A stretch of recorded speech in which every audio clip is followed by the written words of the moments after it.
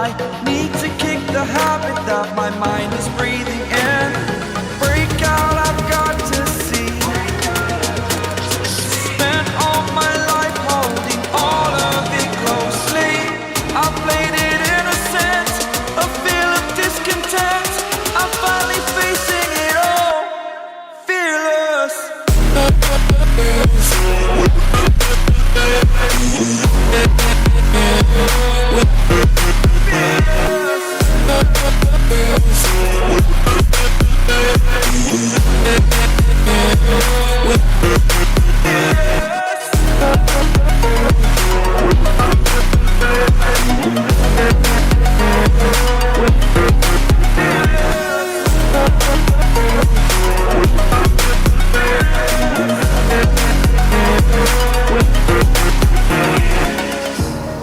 Burning the bridge that keeps us.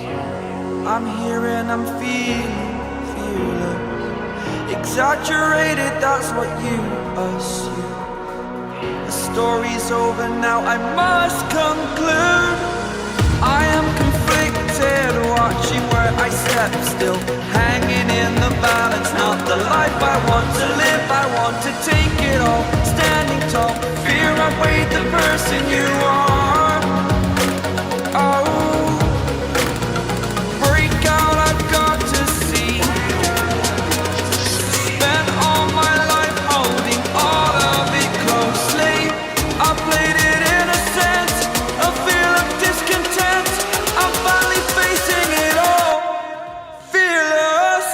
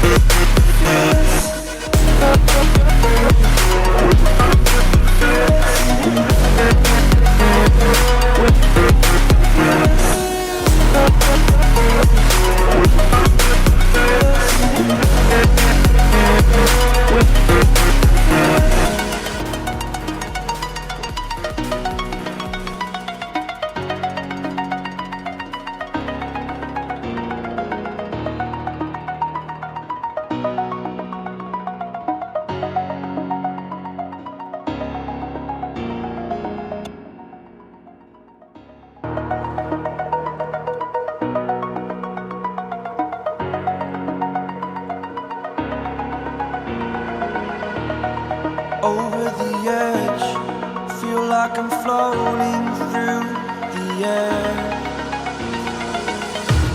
The pain I felt is paid for, all is said and done.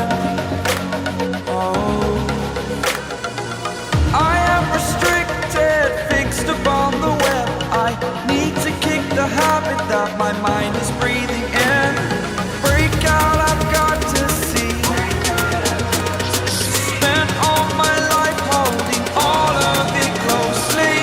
I played it innocent, a feel of discontent. I'm finally facing it all, fearless.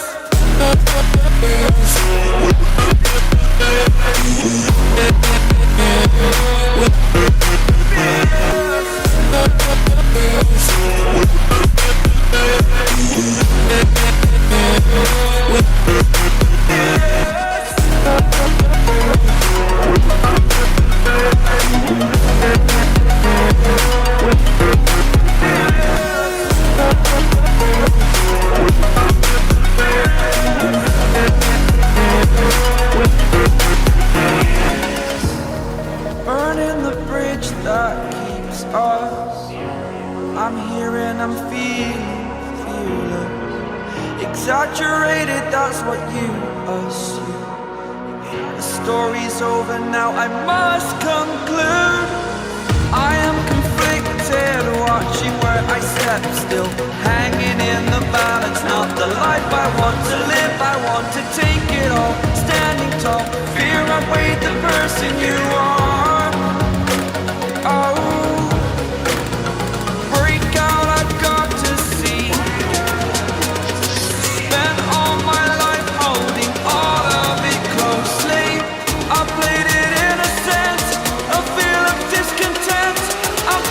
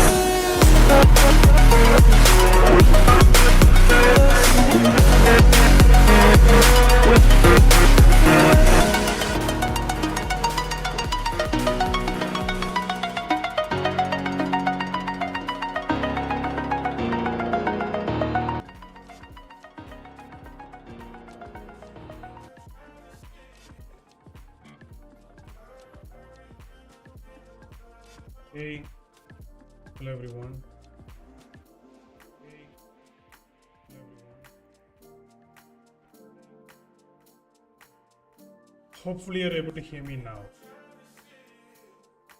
Hopefully you're able to hear me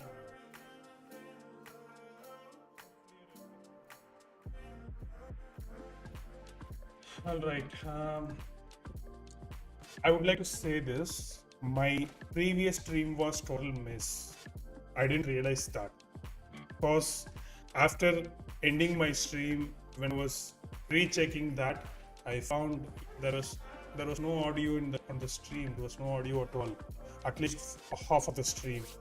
I really regret that for not checking microphone settings. Actually, in fact, microphone settings was good actually. What screwed the mic was the OBS and the VMware together. VMware, when I was switching between my Linux and Windows VMs, somehow it got screwed. That's what happened. All right, I think microphone settings is fine now. I'm gonna keep an eye on this window as well, whether every settings works good. And also I request you to let me know if you face any issues over my audio. Okay, so that's what I expect from you, and maybe we can start from where we left, right? Give me a sec. I need to open a notes.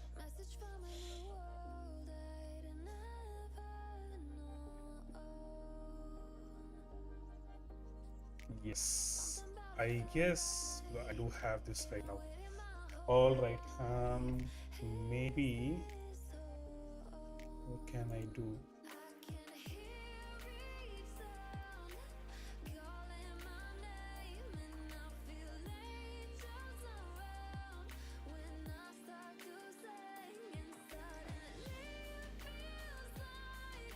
All right, I'm just trying to add headings on my notes.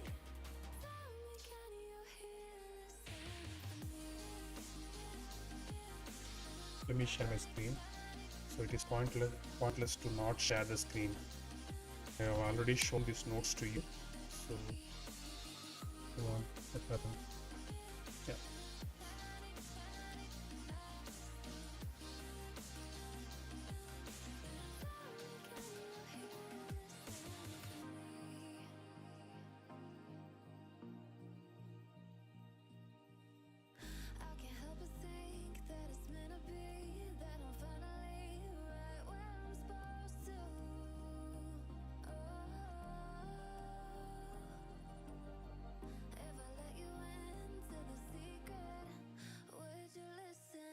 This is where I should give my table of contents. Table of contents. Yeah. All right. Now it makes sense, right? Okay. In my previous video, I ended up doing this. I mean, I was doing actually this Sherlock investigation, the Sherlock called DFIR, and today I'm just gonna receive it. We need to finish it because last time when I was streaming, I was also recording for the channel, for my YouTube, right? So I'm just gonna do the same now. Just gonna start from where I left off. So you can see the list of questions that we are asked. These are the questions that we need to answer, and these are the artifacts that we are going to prioritize because there are several artifacts that we are having, but out of those artifacts, we need to shortlist, we need to prioritize the artifacts. As a forensic analyst, it is quite important to prioritize the artifacts so that the investigation, you won't be crossing, you won't be deviating, there won't be any deviation. So that's what I meant. All right, what else? Looks like my Windows VM is ready. Yes, it is ready. All right, I think I'm ready to start the recording now. All right, do that.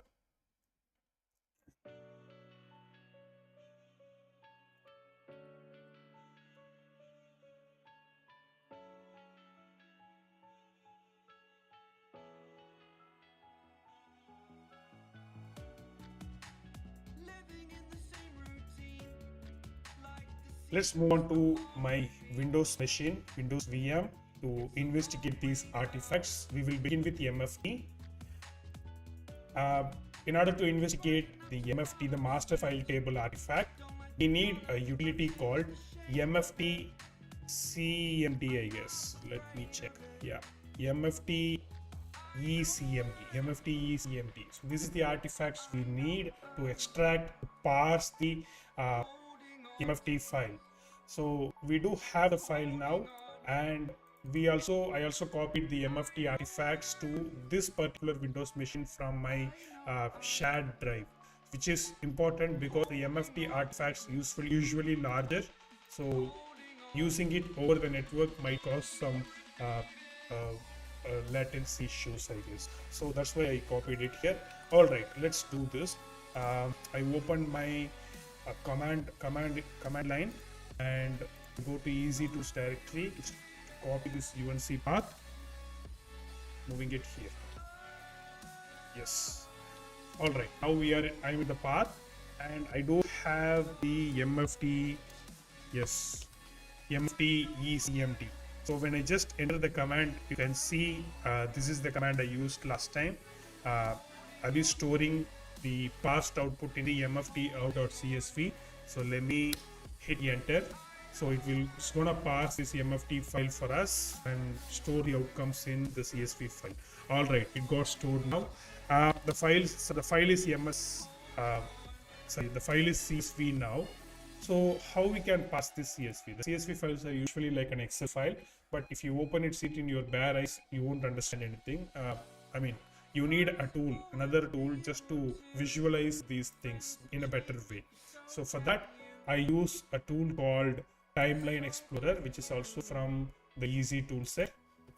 So let me open these tools first. And here, if I just go and open, so it's already in that path. You simply need to open the CSV file. So it's going to visualize the CSV file in a better way for you. And you could see that here. See the parent path, the file name, and also the file size, file creation time, modification time. So it stores this information about every file present in the Windows operating system, and that's the beauty of MFT. So this is actually gonna help us to read through the whole file system of the Windows machine. So that's what it is. Okay, now what we can do? We can do one thing. Let's go to our hold on a sec, the Timeline Explorer. All right, let's go to our questions and try to answer the questions one by one. So I opened the MFT artifact in this Timeline Explorer. I'm going to keep it aside. I have to do another thing now. So I'm going to move on to the next artifact. I'm not going, at least for now, I'm not going based on the number of, based on the questions. I'm just going based on the artifacts. The next thing that I need to parse is the nt-user.dat. It is actually a registry hive. You can able to load it in the tool called Registry Explorer. As I said, every tool that you need is present in this easy tool set. So let's go and do that. So here is the Registry Explorer. What this Registry Explorer does, it simply gets the registry hive files as an input and parses them and presents us in a human-friendly format. All right, here is the Registry Explorer. Let me go and press Ctrl O to open that. And now I go to the C drive. In users earns directory, I could see the nt-user.dat. What this particular artifact does, which present in this users directory, it actually stores the data related to users custom configuration. So which is quite important to us. For example, if you have a Windows system, let's say here, for example, if you see, usually we see the list of recently used applications here, recently used files here. Also, you can see in my custom virtual machine as a custom configuration, I did pin these for particular folders here. So these are all certain custom changes that I made. So when you use this nt user.dat, which you can find it in your users directory, when you parse that, you'll be able to get these custom changes. Since my since this Sherlock Wi-Fi is all about finding the user's activity, tracking the user's activity, it will be quite important to assess this nt-user.dat. That's why I've been prioritizing this nt-user.dat hive. All right, let's go. I'm gonna go and open this nt-user.dat artifacts in registry explorer, as I said. Let's do this. I already have this open. Okay, now we have the nt-user.dat. You should not directly click this and click open. Instead, you can simply do an additional trick just to load these logs as well along with this nt-user.dat. And for that, you should press shift button and open. I already chose this nt-user.dat, so it's gonna open. Shift plus open. So when I do that, it's gonna load the logs as well, so you won't be losing any sensitive data of it. Fine. Now I have loaded this and I could see the nt-user.dat details. And here, if I go to Microsoft, Windows, current version, Explorer, and the startup, I think not this one. Microsoft Windows, I don't think so. Let me check. Control panel, no. Console, not this one. What I'm trying to find, the recently opened or the recently accessed files by the user. Maybe I can just check in which path it gets stored. Let's see. How to find that. All right. Which registry hive stores? Okay, this is my previous search. So it says which registry hive stores the host name of the machine. Actually, it is required to answer a first question, right? So this is our first question. So you can simply open your system registry hive and you can navigate to this particular path to witness the host name of your machine that you are investigating. So this is one thing. So I'm gonna copy this. I'm gonna do this again. So let's see. So in order to answer this first question, I need to load a registry hive and navigate to this particular path. Oh gosh, come on, why it isn't working? Can I go and copy this? Copy. And how about pasting it here? Can I paste it? No, I can't. I don't know why it happens, but maybe which registry hive to check out for host name of machine. It's gonna give me the same response. I prefer seeing the AI response this time. Yes, the same response, I got it. Okay. And now if I navigate to this path, I'll be able to get the host name of the machine.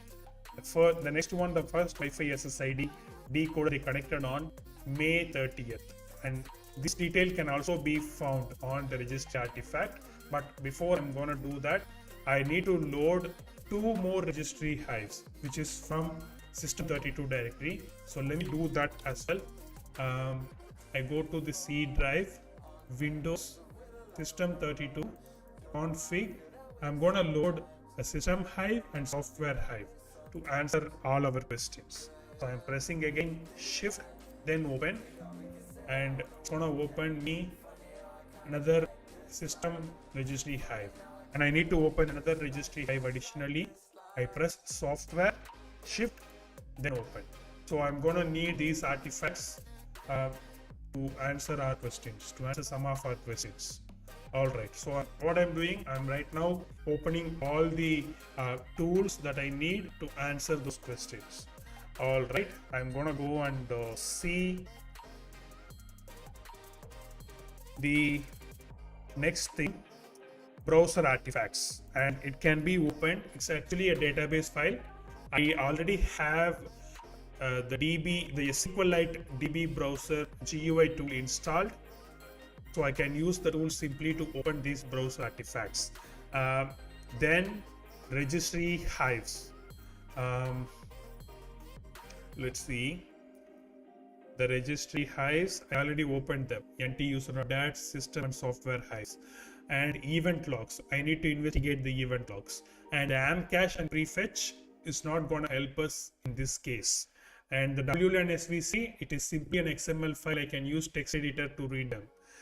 Okay, that doesn't matter. And the thing I need to do right now is the event logs.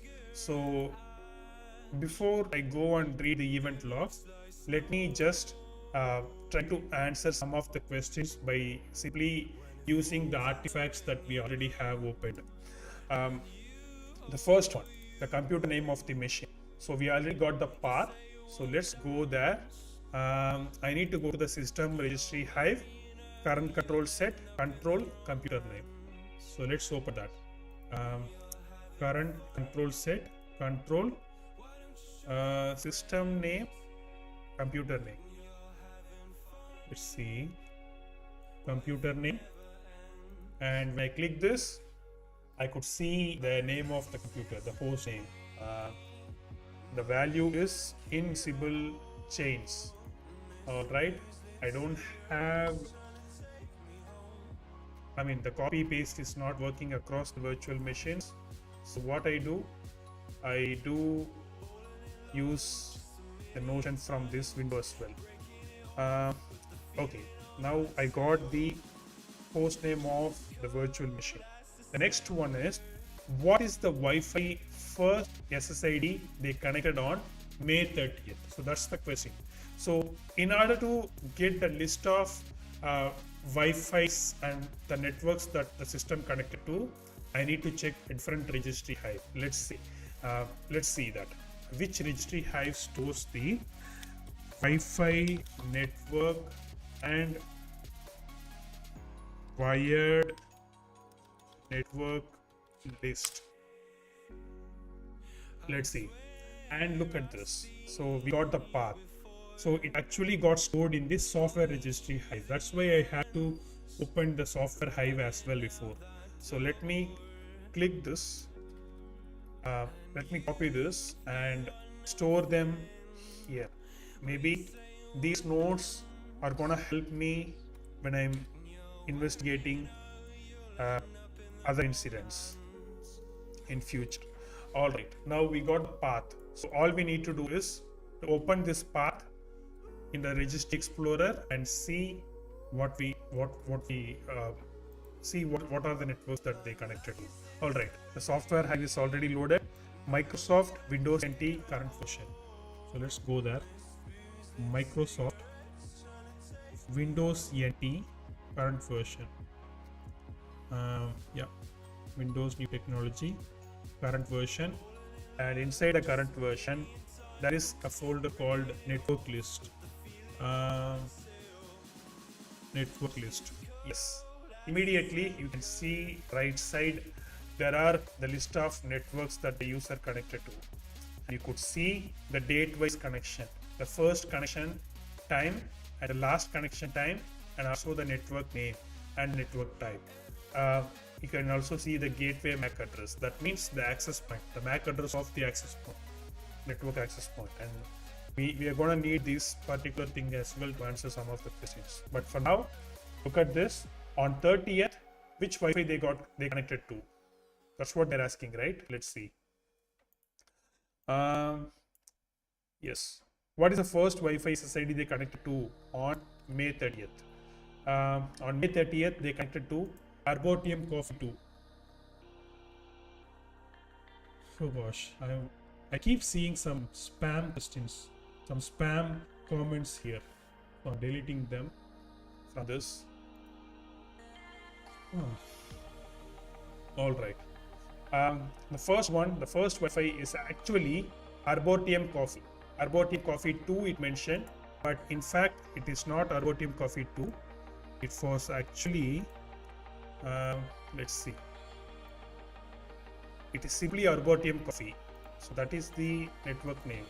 So if I click these details, and you could see the profile name they mentioned Arboretum 2, but description it says Arboretum Coffee, but the answer is Arboretum Coffee simply. So this is the value that we need to answer. So this is the value, and this is the first Wi-Fi they connected to on 30th. And then when did the system obtain a lease for network? We need to look at another path to answer these questions.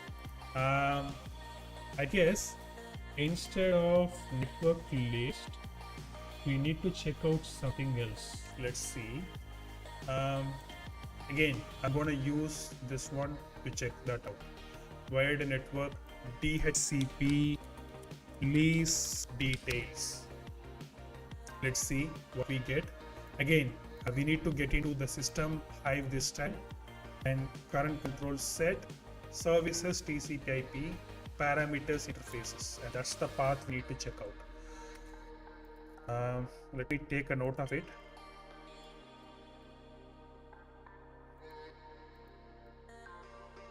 Somehow highlighting it in a red color. I don't know why. All right. So this is the path we need to navigate now. Let me check this system set. Current control set, services TCP/IP. Current control set, services TCP/IP.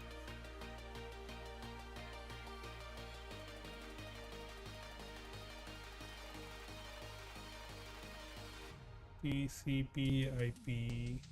Yeah, TCP/IP, and I don't know, parameters. Yeah, inside the parameters, in the interfaces, you could see the list of interfaces that are available on the network. That was available on the network, and you could see the particular one. This is the interface, the Wi-Fi interface, and you could see the list of the network SSIDs that this particular machine connected to. And you could just sort this date wise. You can see that May 29th there was a connection, and May 30th. The May 30th around evening 7:05 they connected this one, and this particular network, you can see which IP address was actually taken. The IP address was taken. So this was the IP address that taken, and the lease obtained time, the DHCP lease obtained time, and you can see this particular time format. If you see with the bare eyes, it won't make sense, but that is converted. This particular time format is called a Unix epoch time. So from epoch time, we need to convert this to the human readable format, and here is the time. So this is the time the lease was obtained, and the lease was obtained. And I think yes, so this is when the lease was obtained for this particular Wi-Fi, Arboretum Coffee.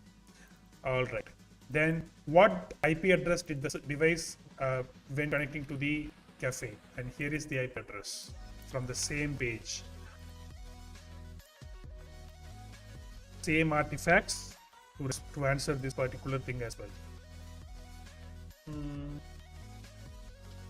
Yeah, let's see. Okay, I answered this. Now the next question: what was the BSSID, the MAC address of the access point they connected to in the cafe? So let's see the BSSID of the access point, the MAC address of the access point. How we can find? You can simply find them by seeing this particular registry artifact. Let's see what it is. So actually it should be this one.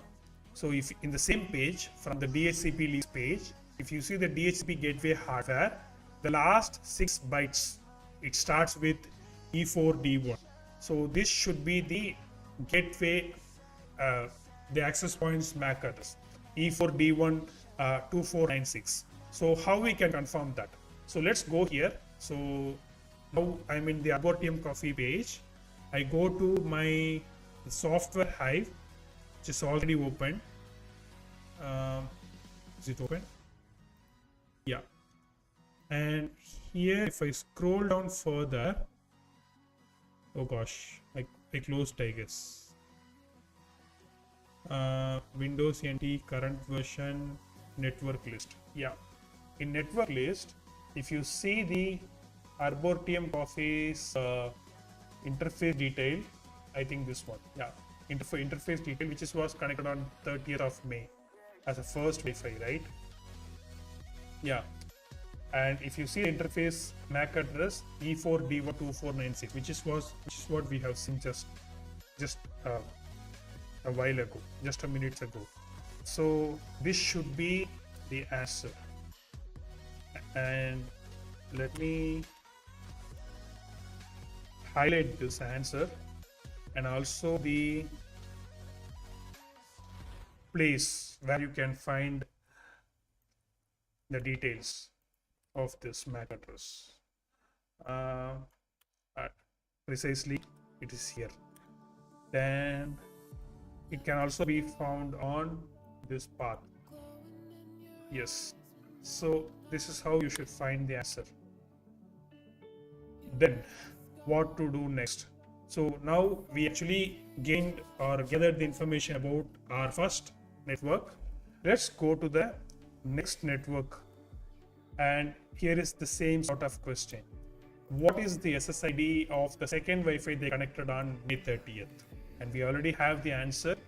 The second SSID which connected on May 30th is Happy Trails Guest. So this is the answer.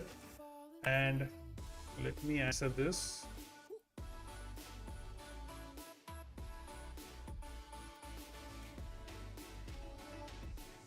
And now I go to the previous stuff just to copy the path from where I retrieved the answer, just for the future reference. And the next one, what's the IP address the device received when connecting to the second cafe? I go to the same system Hive. Inside the system Hive, I already have it open. It is here. It's gonna be here. Yeah. And on 30th, second Wi-Fi, that is this one. And the IP address that it received is 192.168.10.100. Yeah, 10.100. And the path I need to copy. But before that, when did the system obtain the lease for second network? Copy this lease obtain time and convert the timing to the human readable time. And there you go. Come on, it is on the browser. All right. And now the BSSI, MAC address of the access point they connected to at the second cafe. The same stuff. So it's going to be 4CBA70E18C30. So note it down, 4CBA70. It starts with. I go to software Hive.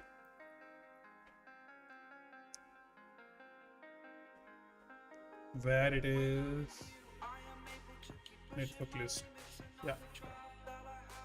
Happy Trails Guest, 4CBA71 8C30. And that's the gateway address. All right. Now I got all the responses that I need. I copy this path for my reference, and yeah, date also you can find here. The BSSID of the MAC, you can find it in two places, so I note down. Yes, now I took the notes that I needed, Then already I think we've used the registry hive to answer some of the questions. I think it's time to move on to the next one. Let's see. So we answered some of the questions.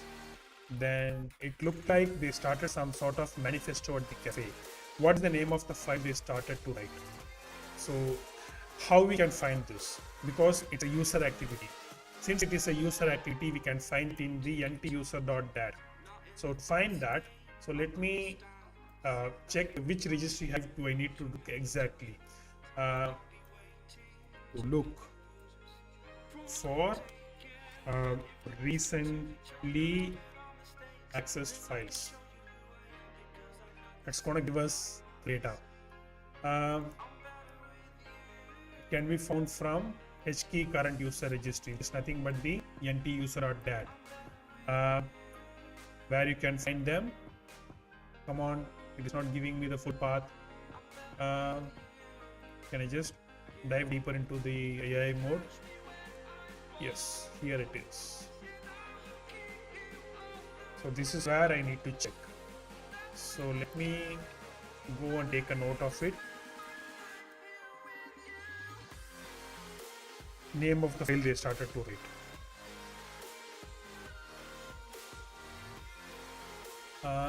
Can I find specifically from any artifacts, like whether they stored, I mean whether they wrote the file? We look for recently written files by the user. Yes, from the same HKCU. Files accessed through the application. I think there is a path. So let me open this. Specifically see whether the file is written or not. Let's see.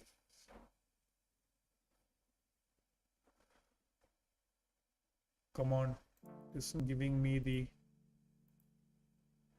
proper answer.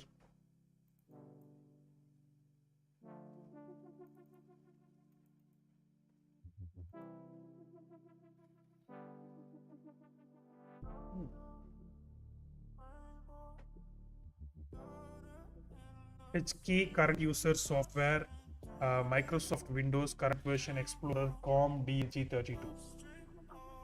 All right, let's try to get this.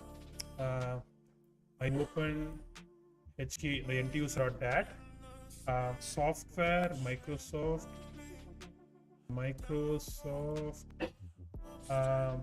Windows current version,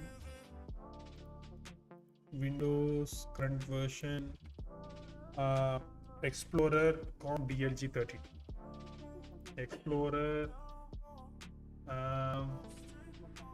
COM DLG32.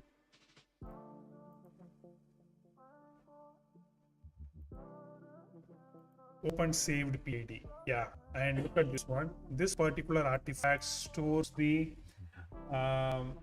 list of files that was saved.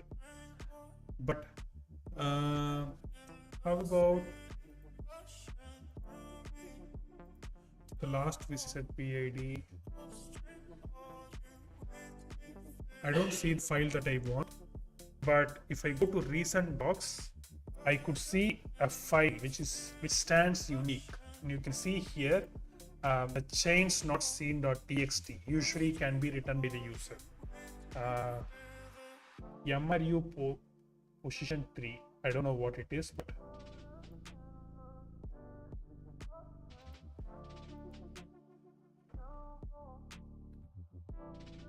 but do I see this detail anywhere else, whether the file is written or not?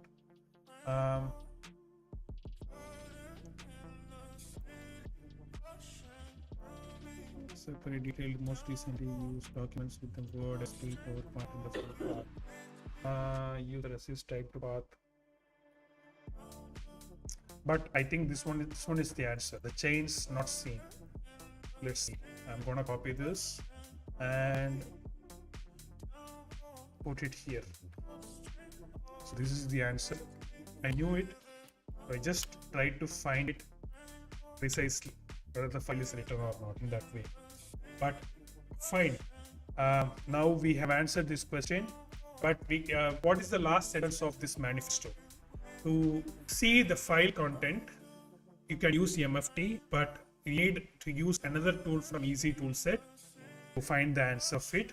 And also, we need to do some browser artifact research to answer some of these questions, and some event logs to answer these questions. And apart from that, again, some browser artifacts, some MFT artifacts to answer these questions, and we need to investigate this WLAN SVC file as well to answer some of the questions. All right, so I think we are already around 30-minute mark.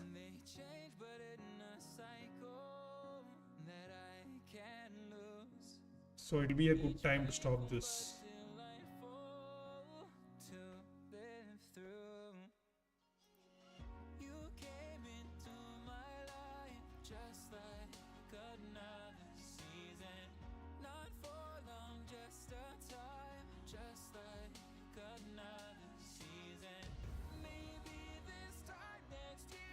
Stay high pace.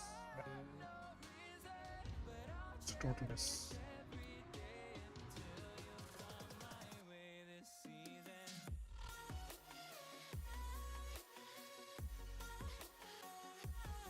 I don't know. Come on. I'm making blunders. I did not share a screen, right?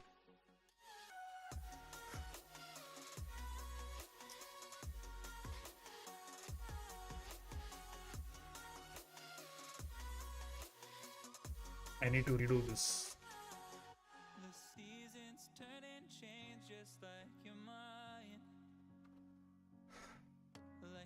I think out of the nervousness, I'm making these mistakes.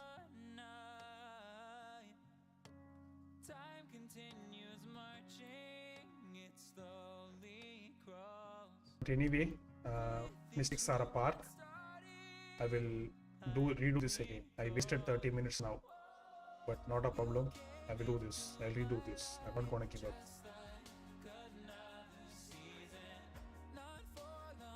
Okay, I'm just bringing back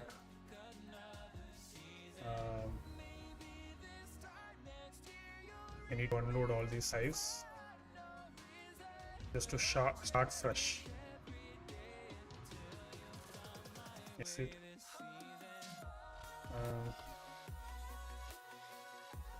I'll clear this things. It's frustrating.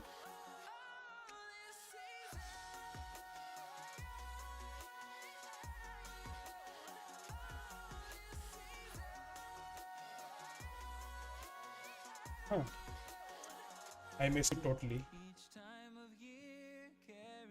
Now I'm gonna go and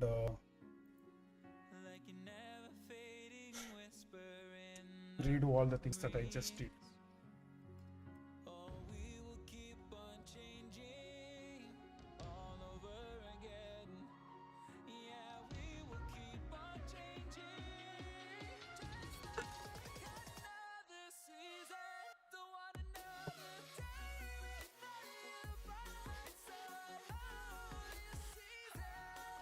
When I'm focusing on the contents, parallelly I should be keeping an eye on my OBS. I failed to record the screen. Come on.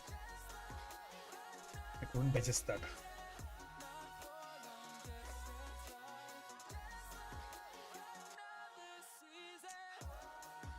Right, before I hit the start recording, I need to make sure I'm able to hear everything properly. Let me check my microphone settings.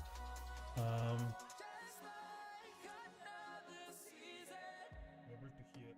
Yeah, I think the microphone works properly. Okay, I can see the waves here in the audio mixture of OBS. Twitch background is also working good. All right, I'll do one thing. I'm gonna start recording to do all these things. Okay, let's do this.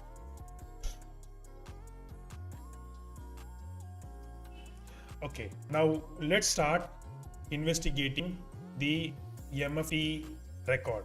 So here is my page, my notes. I already got the artifacts that I need to investigate. Now let's move on to my Windows VM to investigate this MFT, the master file table. Okay. Let me adjust the cam. All right, let's go to my Windows VM and I need to investigate this MFT artifact now. So what I can do, there is a tool in the easy tool set. The tool is called MFT ECMD. And you can see this here. It's actually a command line tool. So in order to access the tool, I'm just opening my command line editor and I go to this particular easy tools path. Yes, now I'm in the path and MFT ECMD. When I press it, I could see the previously used command. -F to mention the MFT file, -CSV to mention the outcome.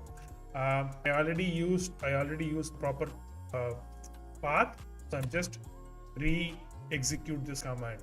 Now what it does, it is actually passing the MFT artifact, which is actually not readable with the bare eyes, not human readable. So it is simply converting it into a CSV file. I go to Sherlock's Wi-Fi page and here is the CSV outcome and it's stored in the CSV file. It's kind of an Excel file, but there is another tool from Easy Toolset to just visualize this, to just beautify this format, that is called Timeline Explorer. So let me open the Timeline Explorer. I press Ctrl O or open to open this file. So it's gonna take few seconds to load this thing. So once it loaded, you can see the list of all the files that were available on this operating system. Apart from the file name, you could see the parent path of the file and the file creation time, the file modification time, the last access time. So it's gonna help us when you need to investigate anything about the file system of Windows machine, then MFT is the choice. MFT is actually a powerful artifact. Now I passed it, I got a list. So let me keep this aside. I go to the next one, the next artifact, nt-user.dat. It is actually a registry hive, the current user registry hive. What it does, it stores the information that is specific to the end user.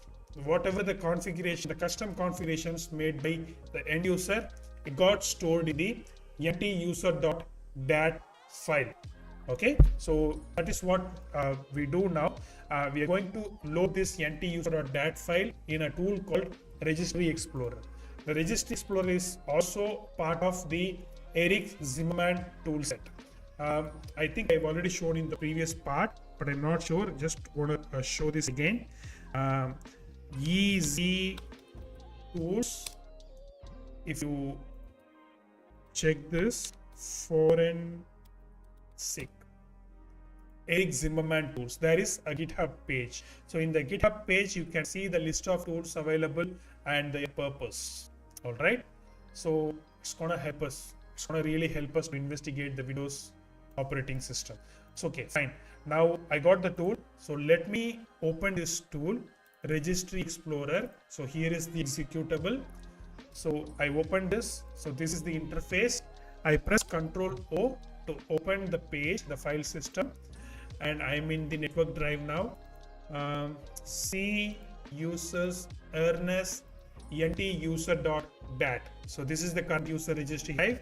What I do, I'm gonna go press Shift then open to load these additional log files alongside. I just pressed Shift open, so it actually opened the registry hive. Now I got registry hive, the nt-user.dat loaded. Now let me load a couple of other registry hives. What I just did. Okay, I'll minimize this. Maybe I'll press Ctrl O to load few other registry artifacts. From Windows System 32 config directory, I can find the other registry hives: system hive, software hive, security, SAM hive. Out of these hives, I need system hive now. So I'm pressing Shift open to open it. Alright, now it loaded. Then Control O once again to load the software hive. I'm gonna need this software hive as well to answer some of the questions. So I clicked it, Shift open to load that particular hive as well. Alright, now I have loaded all these required hives. So let's go and start answering some of the questions. Now we loaded this artifact and this registry hives as well. Now let's see what is the name of the computer. To find the computer name, I guess we need to go to the system hive root. Inside the system hive, I guess you should go to software, Microsoft. No, not this one. Current control set. Inside controls, I guess Microsoft or Windows. I think it's quite confusing, but internet is there for the rescue. So let's see. Registry hive to check. Registry hive to check for host name of the computer. And here is the path. So I'm simply copying this and put it in my notes.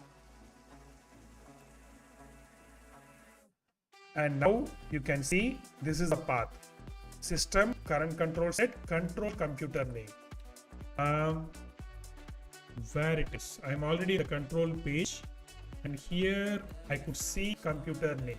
So when I click this, I could clearly see the computer name, which is nothing but invisible chains. So this is going to be the answer to this question. Fine, perfect. Now let's move on and try to answer the other questions. What is the first Wi-Fi SSID they connected to on May 30th? So this is the question. The first Wi-Fi SSID. It can also be found by using this registry artifacts. Registry artifacts is actually like a dictionary, a telephone directory that stores the bunch of information about the operating system. So it's like a gold mine. If you find registry artifacts present in your forensic stuff, forensic artifacts. All right, now let's see and which registry hive to check for the Wi-Fi network details. Wi-Fi and other network connection actions. Yes. Let's see. I guess this is the page. So this contains the information about the wireless network profiles or the other wired network profiles as well. We got a couple of viewers. Welcome to my stream. I'm actually trying to solve Sherlock. A Sherlock called Wi-Fi. Alright, now we got the profile path. I go to I go to my notes, and here's the registry hive path. Alright, now let me go here. I need to go to software hive, Microsoft Windows NT current version. Let me go to this software hive. I already loaded it. Microsoft Windows NT current version. Microsoft Windows NT. Windows NT current version. Yes. And here, if I see, I could see some the user Ernest's Outlook email ID, and it actually displays the Windows version. Yeah, it's quite informative. And also I could see some build details. Yeah, it helps. Fine. In current versions, I guess I should see network list. If I see network list, and here's the list of wireless networks, that wireless and wired network that the machine got connected to. I'm just sorting it, and you could see the first network that it got connected to. The first network is nothing but the ROTM coffee, and that's the network, but this is not the precise name. This is what for this is not the format it expects, but it is here. If I get into the profiles, there is a unique profile ID, and within the profile I could see the name of the network it got connected to, and it is nothing but Arboretum Coffee. This one. So this is the exact answer that we need. I'm gonna go and just note it down. And when did the system obtain a lease for this network? So we need to find that. How we can do that? Okay, let's get the help of Google again. Wi-Fi and its DHCP lease details. I think before that, here is the detail. HKCM system card control set services TCP IP parameter interfaces. The subkeys here also GUID contain the configuration details of the specific interfaces. Yeah, DHCP address, subnet mask, DHCP server. Okay, this is what we need. All right, my previous search gave this answer as well. And let me highlight this. Okay, now I go to this particular path. System 5. Current control set, where it is, system current control set, services, from services TCP IP, scrolling all the way down to see TCP IP, parameters interfaces, parameters. And if you see interfaces, you can see the list of unique IDs. I think each ID denotes an interface of the system. If I see this one, I'll be able to scroll down because this is a wireless interface. Because in wireless interface, usually various wireless SSIDs you connect, right? So it contains the SSID, each SSID's profile. If I just expand this, I could see the timeline. So now I'm investigating the first Wi-Fi that connected on 30th of May, right? Based on the time, you can see this is what connected first on 30th of May. So if I just click this, I could see its details. The DHCP IP address it obtained and the lease obtained time. It is not making sense now, but it's a epoch time. We can able to convert it into the human readable format. Then you can see the DHCP server name, server address, the domain name, the DNS address. It's a Google DNS, and the DHCP server address. So this is the DHCP server. This is DHCP server. Yeah, both are same. Yeah, this is the DHCP server. Fine. Now what we need to answer? What the IP address did the device receive when connecting to the cafe? So I need the same artifact. So just noting it down. The IP address it received when connected to the cafe is 172.16.100.16. And when did the system obtain a lease for the network? The answer is here. The lease obtained time. I need to convert this into the human readable time. Epoch converter. Here is the web page. And I go and paste this here, converting this, and I could see the time here. So this is the time we need. Let's go to the notes and marking my answer. Fine. What next? What was the BSSID of the access point they connected to at the cafe? The MAC address of the access point they connected to. It also stores the MAC address of the access point. So to find that, again, I'm going here. Even you can also find this from this page. So in this page, if you see this DHCP gateway hardware, the last 6 bytes denotes the MAC address of the access point. E4D12496CA5D1, and that's the MAC address we want. To confirm this, we can also go to the previously visited the network list page. So if you go there, you'll be able to witness that as well. So let me go to the software hive and scroll down. Network list. Against this Arboretum coffee, I see E4D12496E5D1. So this is the MAC address we need. I note this down.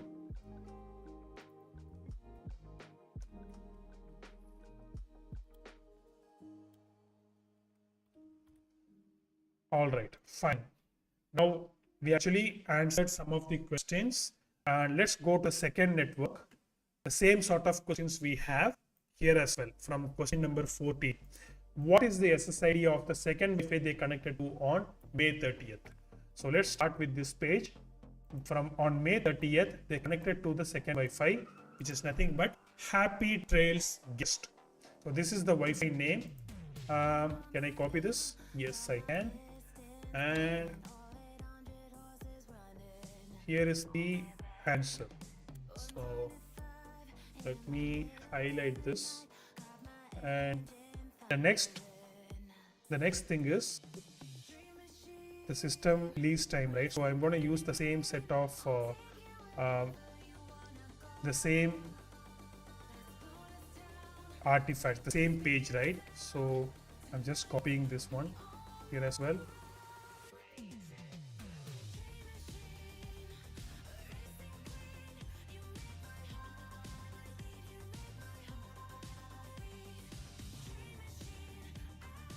This BSSID MAC can also be found by using this network list artifact, network list registry hive. Okay, I store these details here.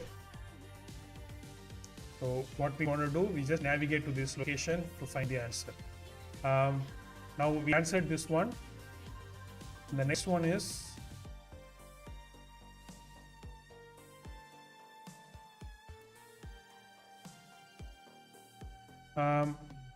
go to the system hive current control set services. Okay, let's go there. System hive current control set services TCP/IP,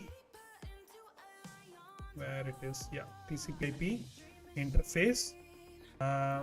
Within this interface, the second Wi-Fi that connected on May 30th is this one, and here if I see the IP address that it received, which is 192.168.10.100, that's the answer.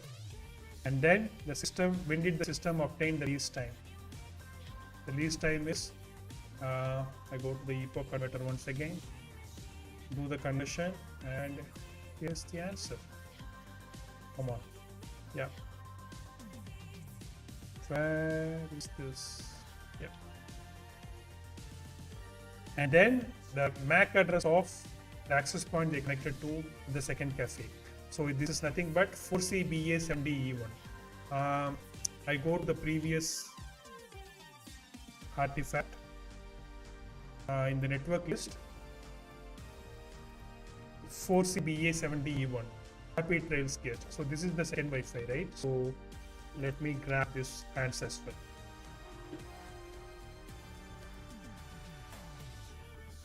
Alright, now we got answers to some of these questions. Now we are nearly around this 20-minute mark.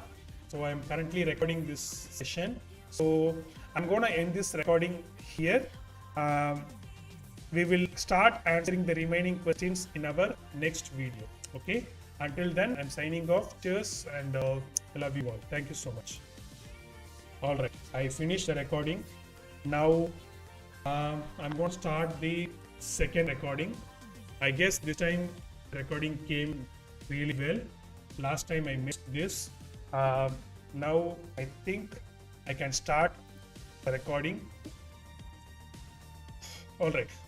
Hello everyone. My name is Perma Jagan, and here we are solving a Sherlock called Wi-Fi. That here in this Sherlock we are actually trying to trace the user activities. We earlier investigated the some registry hive artifacts, and we were able to answer some of the questions, and you could see how powerful the registry hive could be for any forensic investigation. So we did that. Now we are going to investigate other artifacts like browser artifacts, event logs, and the WLAN config files. So without further ado, let's start that. Now we are in the page. We already parsed these artifacts, and now let's move to the um, browser artifacts. I think before that, there is another question. It looks like they started some sort of manifesto at the cafe. What is the name of the file they started to write? We need to answer this question. To answer this question, again, the registry hive comes to the rescue. So we need to go to the current user registry hive, which is nothing but NTuser.dat. So from here, it is possible to grab the recently accessed files.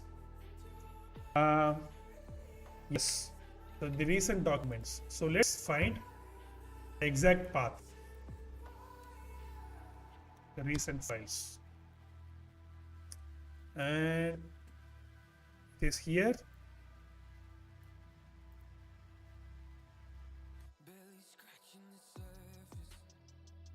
From current user registry hive, software, Microsoft Windows, Conversion, Explorer, recent docs. All right, this is what we want, and I note this down. HKCU, software, Microsoft Windows, current version, Explorer, recent docs. All right, let's go there. I will open this registry explorer. Software, Microsoft. Software, Microsoft, Windows, current version. Windows, current version, recent files. Can I see them here? Explorer, sorry. Explorer.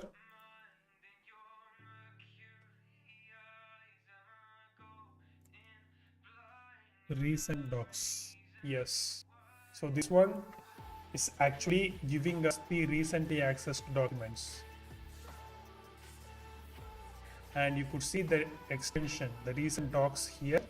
And in the recent docs, I could see a file called the chains not seen, which was actually written around, was last opened around May 30th, around 6:36, which is actually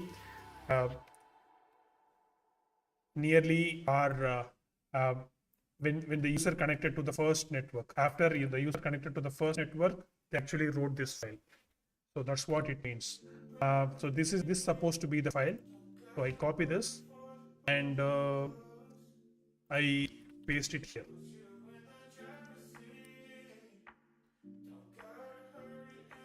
Okay, this is the file name. And what is the last sentence of the manifesto? It can be recovered by using the MFT. There is another tool called MFT Explorer, I guess. So let's go to this easy tool set, MFT Explorer. If I open this, this is a GUI tool. I double click this and open because it's going to take some time. So I load the MFT file here. So it's going to take some time because it's going to recover the file contents of every file on the operating system. So it's going to take some time, obviously. So while it's doing, let's carry on the other investigation. Let's try to answer the other questions. Now, here I think we need to investigate the browser artifacts. They started their research by watching a YouTube video of speech. What is the name of the speech? They continued their research by looking the book of Wikipedia. What was the title of the book? So it looks like these are all the questions can be answered by using the browser artifacts, because when an end user, think from the end user's perspective, when an end user trying to access YouTube, Wikipedia, they obviously use browser. So at this time, let's go to the browser artifact to investigate them as well. To do that, we need a tool called SQLite DB browser. So I open this, then I can simply click open database to open the database files. So I go to network, over the network, inside users, awareness, app data, local, and I could see the list of browsers that the user accessed. But I need to prioritize which artifact that I am going to access, because you can see the bunch of artifacts from the Brave browser and also from the Microsoft Edge and Internet Explorer. There are 3 browsers here, but the Internet Explorer is least preferred by any user, so I'm gonna keep it aside. Our focus is on Edge or Brave. Which one I'm gonna investigate first? Find that, I am again coming back to this registry hive, the current user registry hive, and here if I check the user assist, I think it's gonna give me the list of recently executed programs. And look at this one, the May 30th 6:28 around, which is actually once they connected to the first Wi-Fi. What they did, they actually tried to access MSH, some MS calculator, sticky notes. I think looks like they used the sticky notes to open that the chains are not seen .txt file. Okay, now they actually opened Windows feedback, get started. Okay, they opened all these applications, right? So let's see. You can see the focus time. It was actually on focus for 3 minutes 34 seconds. You can see how precise these artifacts results. Now what we need is we need the Edge. You can see the Edge browser was opened around 6:28. So my first focus is on the Edge artifact. I go to Microsoft Edge, user data, default, and inside this I could see a history. If I go to history and open, since it is a database file, I'll be able to browse the data. Here I can see the list of URLs that the user visited, and you could see he actually accessed the Edge home page. Then he directly accessed the YouTube from the Bing search engine, and in the YouTube he actually watched this video, Malcolm X, Ballot or the Bullet. So this is the YouTube video that the user watched. What we need, they started their research by watching a YouTube video of speech. What is the name of the speech? It is actually the Ballot or the Bullet, I guess. So to confirm that, I can simply click this link, copy this link, let me open it in the browser. It's a real-time data, so I can watch this video here. Malcolm X, Ballot or the Bullet. So this should be the answer. Reverend Clee and Milton, brothers and sisters, and friends, and I see some enemies. Yes, so this is the speech the user watched. I got the answer now. Let me go to my notes, and so this must be the answer. Malcolm X, Ballot or the Bullet. So they continued their research by looking up for a book on Wikipedia. What was the title of the book? So we need to find the title of the book. So let's go and see the same artifact. Here's the Wikipedia search. The Iron Heel. So that must be the title of the book. Let me go and take a note of it. The Iron Heel. If I go and copy this link, come on, open it in the browser. Yeah, the Iron Heel, and that's the title of the book. Now we have the answer: the Iron Heel, the Malcolm X, Ballot or Bullet. All right, now we answered a couple of questions. What was the last thing they downloaded before leaving the cafe? Now we need to go to the download data. So to go to download data, you can simply scroll down and click downloads, and here you can see the list of files that was downloaded by the user.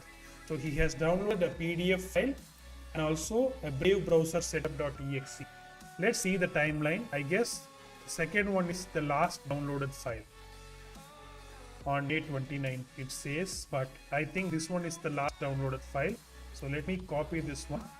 So here, this is the Brave browser setup file. So what they did, they used the Edge browser to see some videos, and a book is actually about some socialism. So kind of a revolutionist mindset that user had. Some socialism related book.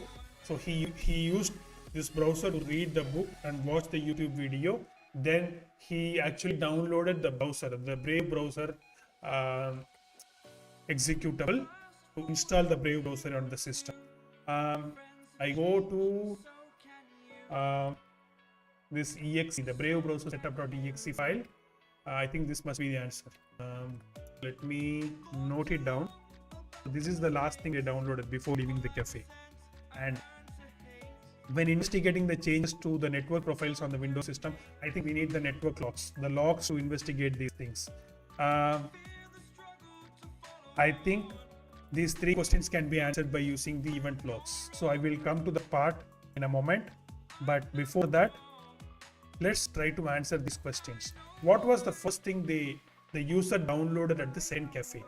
Again, we are coming to the browser artifacts, but this time we are going to open a different data, the data of the Brave browser.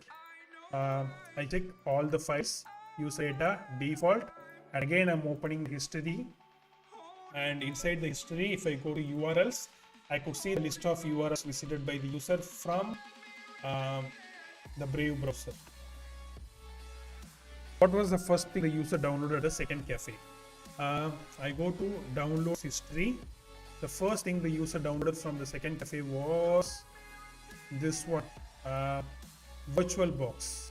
So this is the answer. This must be the answer. So he has downloaded VirtualBox. And what online forum social media site did they visit from second cafe? Let's see.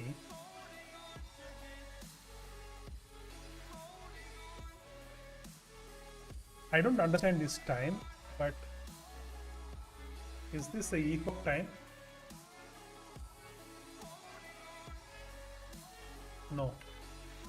It says May, but the timing, the year differs. I don't know what kind of time it is. So let me get the ChatGPT's help.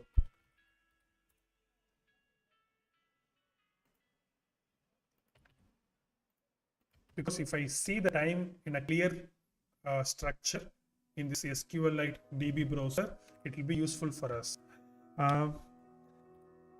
Which format of time it is? I grabbed it from SQLite DB browser. Let's wait for it to answer.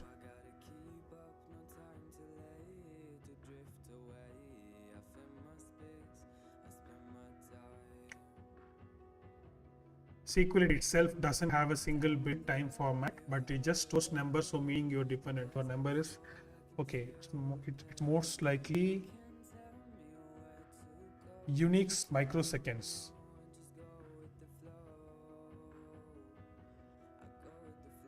No, I think it's not discovering the format properly. Fine. But this is the first file downloaded from the internet by using a Brave browser, and the user was using the second cafe. But that's the answer. Moving on. What online forum or social media site did they visit? For that, I should go to the URLs, the visited links or the URLs once again. And you could see the Reddit. Reddit is actually a social network, a social media platform here. So that must be the answer.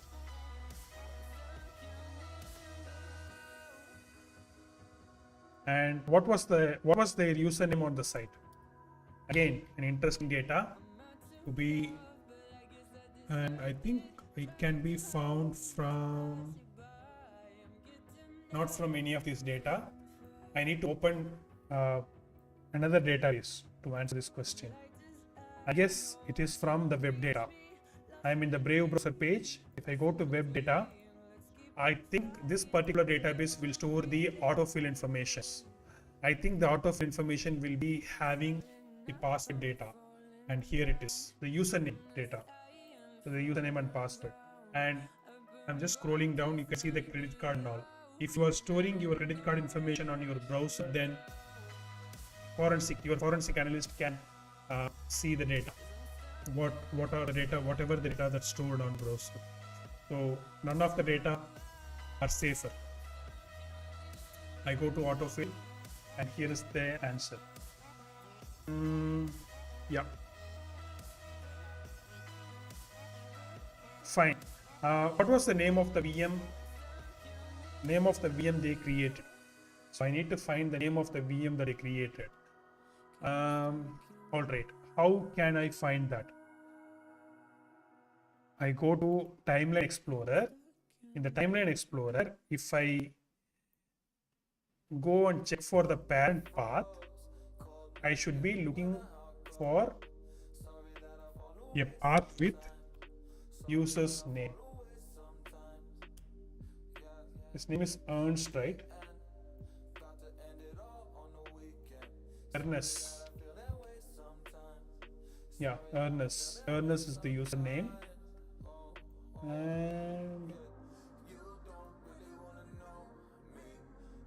And you can see the files here. So at the end, it is there. In the user's Ernest directory, there is a folder called virtualbox.vm. And you can see the name of the VM here. So it's the parent. The name of the file, the name of the VM is last hope. So that must be the answer.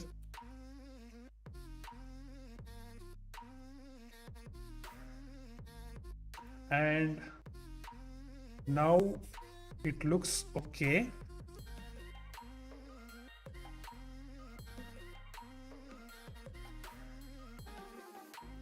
What street was the first cafe on?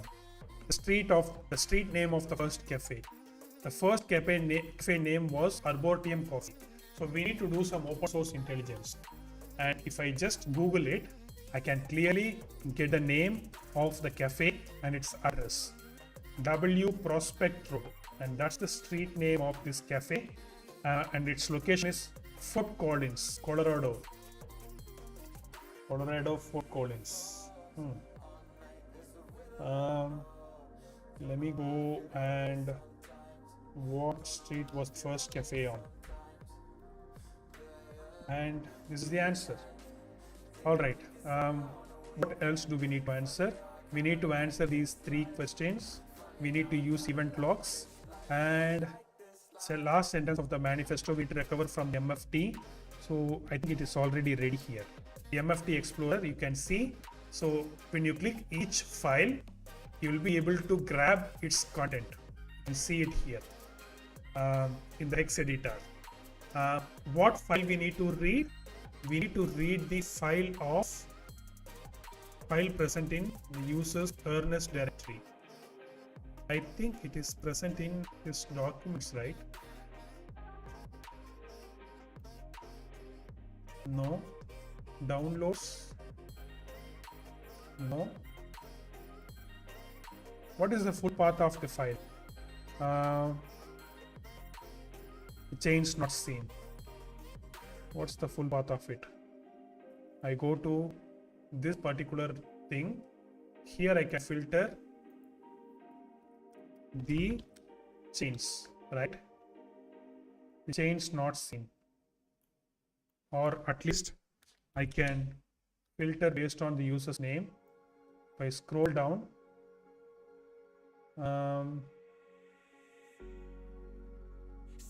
okay, I think here is the file name. I was actually applying a wrong filter, a filter in the wrong place. Now go to the file name. Here, the change not seen. txt. If I enter, can I see this? Change not seen. Yes, here it is, the txt file, and the full path is the full path of this file is users earnest OneDrive desktop. So let's navigate there. Users earnest OneDrive desktop. The change not seen, and here is the file, and the file content is, here is the content. The freedom is a perspective away. So this is the last sentence. This is eventually going to be our answer to this question. So this is how you should recover the content of a file from MFT. So MFT is a powerful artifact to read through your file system. All right, I think we answered most of the questions, except very few. These questions to be answered by using the event logs. So we will do that in a moment. But these two questions to be answered using the WLAN profile. All right, I think before we start doing that, I'm going to end this particular recording, this particular video, because we already hit the 20-minute mark. So I'm going to continue resolving the remaining things. We're going to investigate some event logs and some WLAN configs in our next video. Until then, I'm signing off. Cheers. I love you all. Thank you so much. All right, I stopped the recording, so I need to start recording the next part. Maybe I'm gonna solve the event logs. I'm gonna investigate the event logs. Let's see.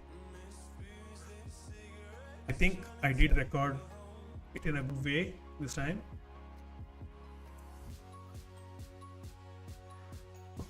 Yesterday, I think I should have done it yesterday itself. Because of my carelessness, I could not see, I could not hear my voice. I wasted a lot of time.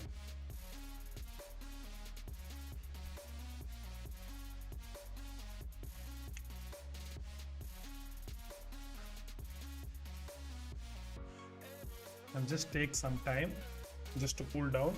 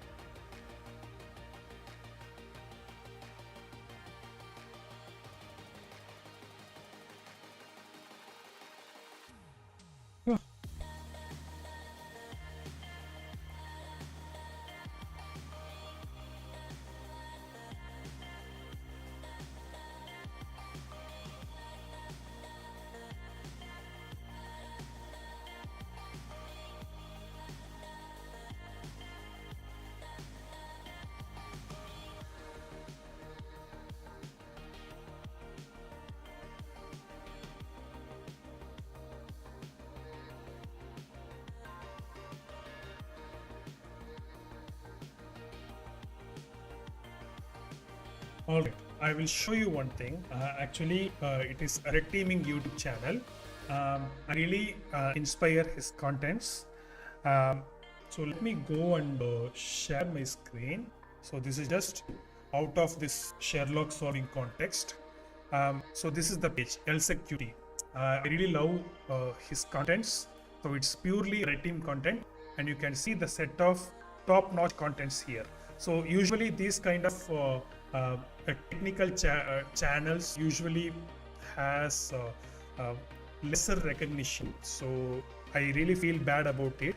So the people, I think he deserves better recognition. So here's the challenge. Here is the channel. You could see the list of topics that he actually covered before. Probably in our next stream, or not a next stream, probably in our future streams, when I do any learning stream, I plan to watch any one of his videos or some of his videos, and let's take some notes. So that is how the learning stream works, right? Maybe we can watch his videos on a live stream and take some notes. Not only his video, IPSEC is also producing good content solving hack-the-box machines. So I really love his content as well. Bunch of machine solving.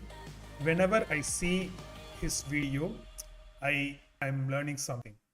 He really teaches a lot of good things, giving back the things to the hacking fraternity. So I really love that part from IPSEC. And what are the other underrated channels? I think I have a channel name, some channel names. Pavel Yosifovich. So he also produces some good contents related to some development, some low-level operating system things. I really love his content as well, and you can see flying under the radar. And what else? Ahmad S. Kosmani. Actually, he makes videos about the malware analysis. His content is also good. Anuj Soni. Yeah, he's an Indian. He's also a fellow Indian, and he also makes some good contents about malware analysis. So these are the things. And the Cyber Maddie, her videos are usually short, less than 10 minutes, 15 minutes. You can see the duration here. Again, she introduces some cool tools over her videos, so which I really like. Then apart from that, John Hammond, I need to mention him. He's the one who inspired me to start YouTubing and get into the cybersecurity. First of all, he inspired me to get into cybersecurity. He was like a magnet to me. He pulled me towards cybersecurity. Yeah, look at this. Pure chaos, a pure madness, insane. His contents are insane. He really a nerd, cybersecurity nerd who teaches you the cybersecurity. I really love it. All right, I think we are ready. Let's go and resume our recording. Yes. All right. Hello everyone. My name is Perumal and I'm happy to see you once again. Actually, we've been solving a Sherlock called Wi-Find. In this Sherlock, we are actually trying to investigate users' activities to answer some of the questions. It is not a malware investigation. It was simply investigating end users' activity. We actually investigated some parsed some registry hives and answered some questions, and we parsed some registry database files to unravel his browser activities, and we were able to answer some of the questions. And now it's time to dig further. Let's go and assess his some of the event logs and some WLAN configs to answer some of the questions. All right, let's do this. Now let's start with WLAN config. I read this question. Investigators may want to follow up on Wi-Fi credentials used at the cafe the suspect visited. Which file stores the authentication details, including encrypted password of the first network? All right. The first cafe the suspect visited, and which file stores the authentication details. And the file that we need to look at is not Wi-Fi. I go to the network, C drive. It is on program data, I guess. Microsoft WLAN SVC, profiles, interfaces, and this is the wireless interface ID and the list of SSIDs that the user got connected to. And when I open this, I can see the happy trace guest, the second Wi-Fi. And if I open the other files, I could see this one, Arboretum Cafe Coffee, and I can see the credential, the encrypted credential that's stored here. And the authentication method is WPA2 PSK. PSK means pre-shared key. So they're asking the file name, I guess. Which file stores the authentication detail for the first network? So this is the first network and this is the file name. So here is the file name. Let me copy this. And this must be the answer. What authentication method was used to connect the first cafe? And it is there in the file as well. It's there in the file itself. WPA2 PSK. So this is the authentication method used. So let me paste this. Yeah, this must be the answer. All right. Now we simply need to answer 3 more questions. To answer these questions, we need to investigate the event logs. Okay. So let's get into that. First, before we start looking into the event logs, we need to read and understand these questions. When investigating the changes to the network profiles on a Windows system, which event logs would you examine to find entries related to these profile specific events using event IDs such as 10,000 or 10,001? We don't know which event log we need to examine. Maybe we can get the help from Google. And using the logs from the previous answer, when did they connect and leave? When did they disconnect and leave the first cafe? Using the same log, when did the user arrive at the second cafe? All right. So we need to answer a couple of other questions, but first of all, we need to find which is the log file we need to access. So let's go here to this path, Microsoft Windows System 32 Win event logs, and you can see bunch of event logs. The event logs from the operating system, and out of these logs, which log we need to investigate. So let's see. We will just try to Google. Okay. Let's go and copy this. Which event logs would you examine to find the entries related to? Okay. Event logs that stores. Event logs that store events of 10,000 and 10,001. How about this? I guess this one. Yeah. Network profile logs. Network profile operational log. What's the log name?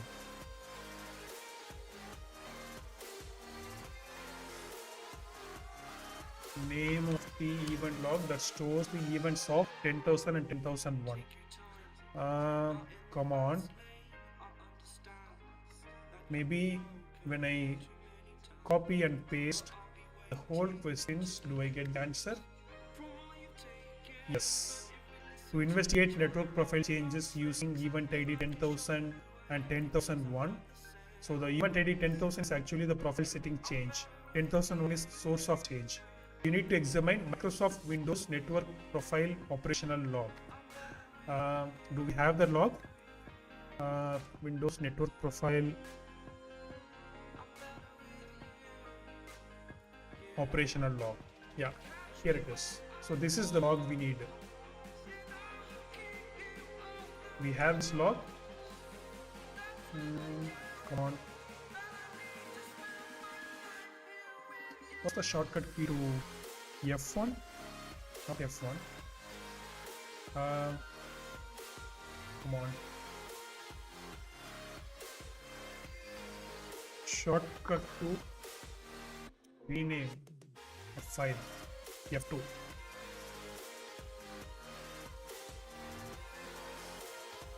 F2. Yeah. Copying the full name and put it in the answer. So this is the name of the log. Fine. Now I need to parse this log to find the answer. When did they disconnect and leave the cafe? Okay. So let's do that. I think my settings are correct. Okay. Fine. Let me go to this particular place, and here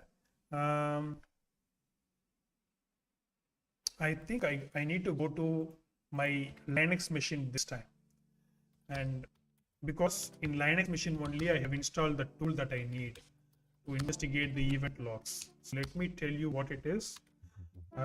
Before that, I'll open the log folder. All right, now I got the log folders, and now the tool I'm going to use is called Chainsaw. Chainsaw is the tool. Command not found. What?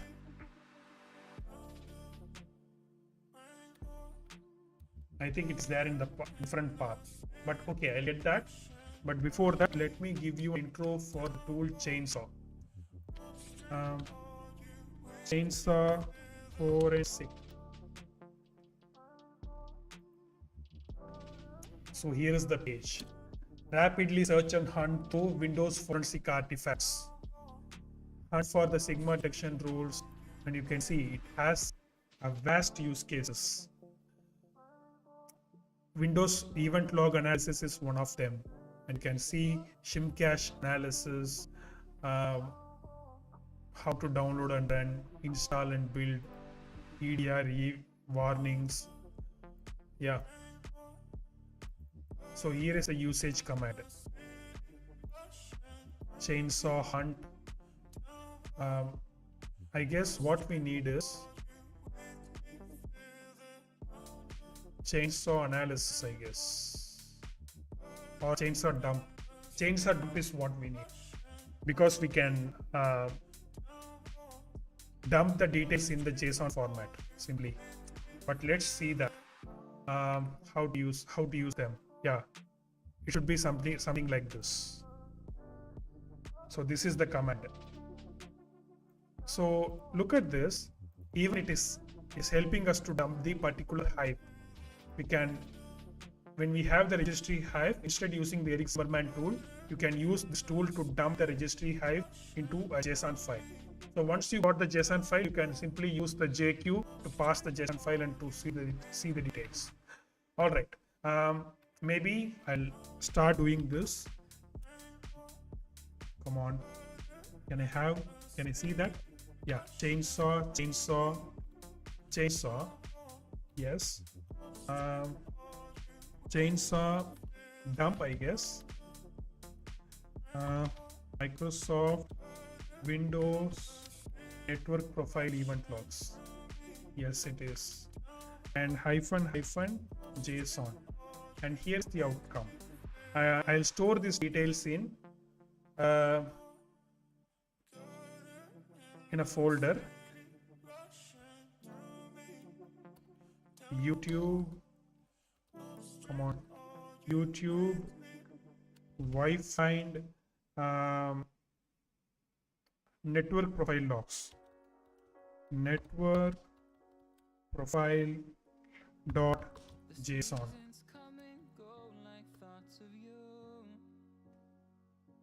Specified event log path is invalid, or at least I can remove the name. Can I see that? Can I see the outcome here? No, it didn't store.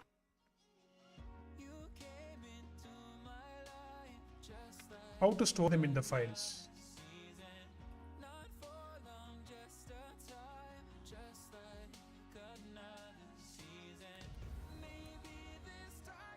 If I use full name,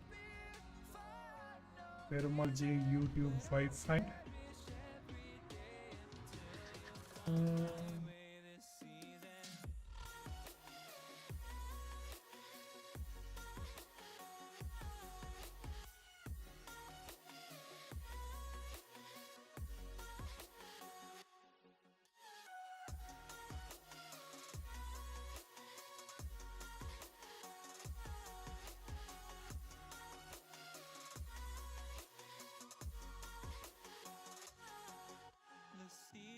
Turn and change just like your mind. Like the sun gives into the moon, into the Okay, I'll do one thing. I will simply remove this path. time continues marching. Just do it like this.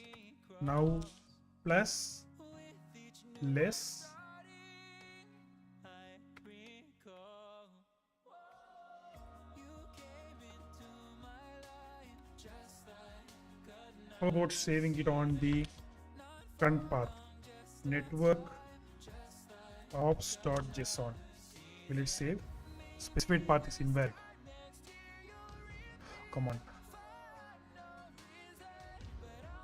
How about using the same path? way this season.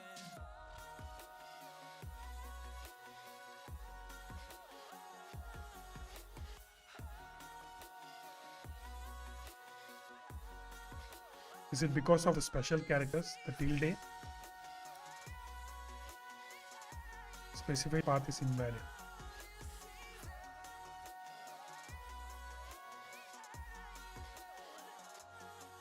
Each time of year carries memories, like a never fading whisper in the breeze. Oh, we will keep on changing all over again. You can store it in JSON, JSON L, I don't know.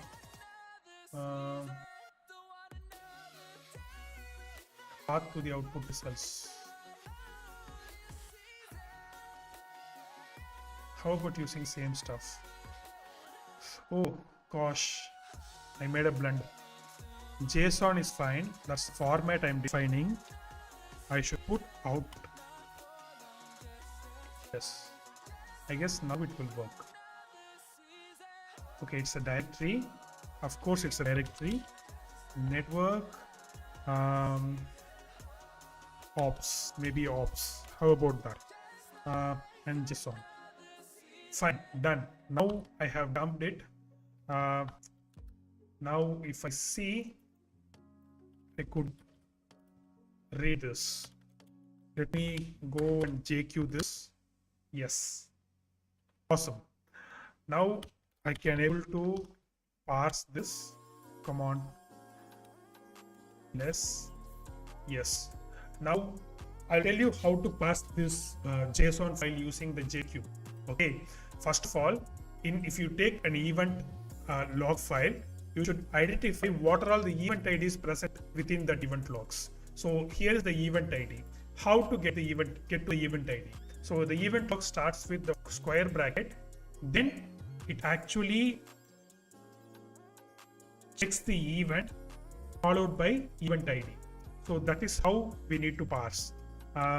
If I go after the dot, if I apply two square brackets, what it does, let me use less to show this. It removes the square bracket because it got into the square bracket. Now it is reading the results. Now I need to get into this event value. So the event value is actually holding all these details: system, event ID, these details, right? So let me get into dot event. If I press less, I could see it has system, then event ID. The system is holding the provider attributes, event ID, version, all these things. So now system dot event ID. That's what I need. Dot system dot event ID. Now I could see the list of event IDs available in this event log. Sort -u to sort these event logs with the unique event IDs. So let's see what all these event IDs. First of all, let's read through it. Event ID 10,001 Windows Network Operational loss. What it is? Indicates the change in the source or reason of the network connection state.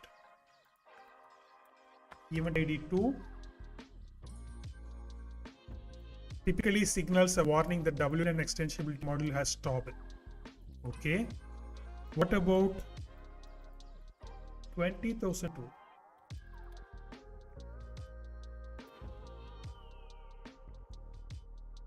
Network profile issue.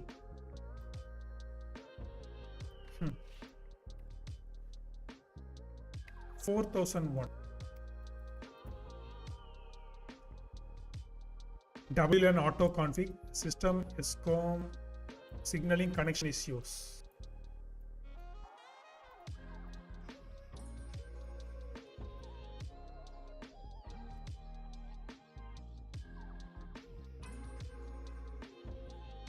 (4002, 4003, 4004).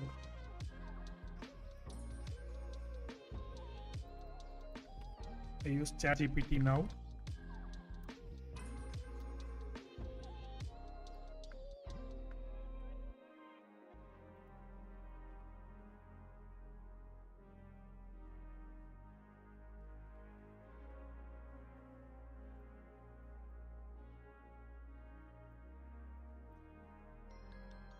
Common scenarios when it appears. You will often see event ID 4002 connecting to new Wi-Fi or Ethernet network, switching between network.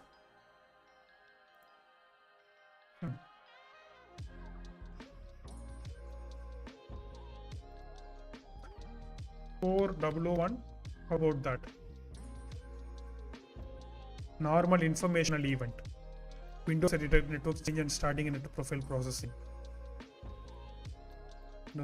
Network detected and profile accessing start. Profile processing started. Network profile applied.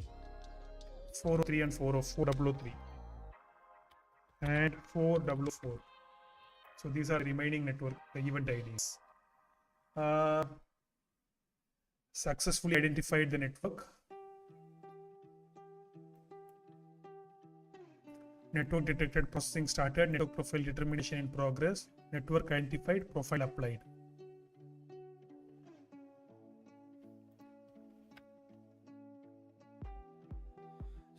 Okay. Now I need to refer my notes because I guess I missed something here. I'm missing something here. Since we already investigated this, I knew what I'm up against. Now let's see.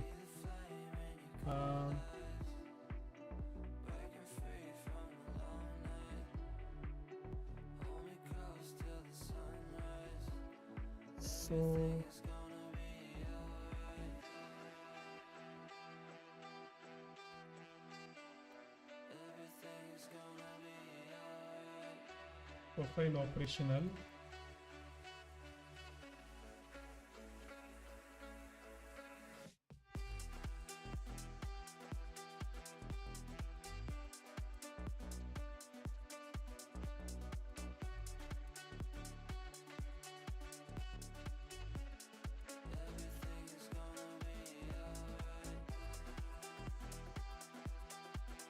I guess I should be looking at other event IDs as well.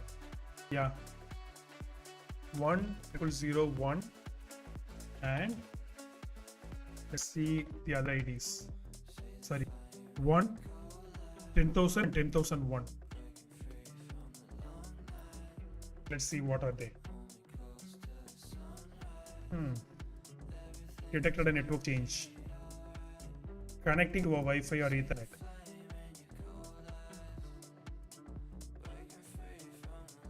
Let's see what are they. Network change detected. Network location determined. I think we need to investigate these two IDs. Connecting to Wi-Fi 10,000. I think 10,001 is the disconnection.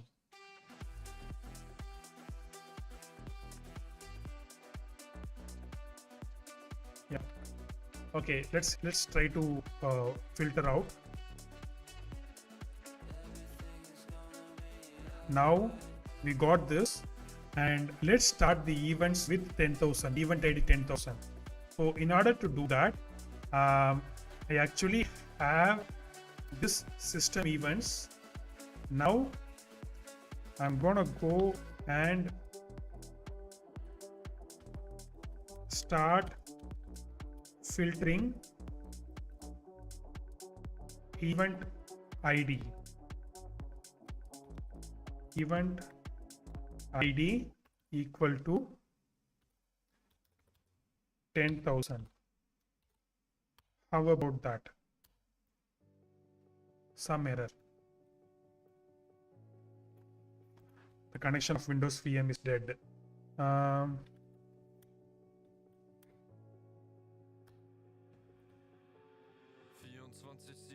to use this command?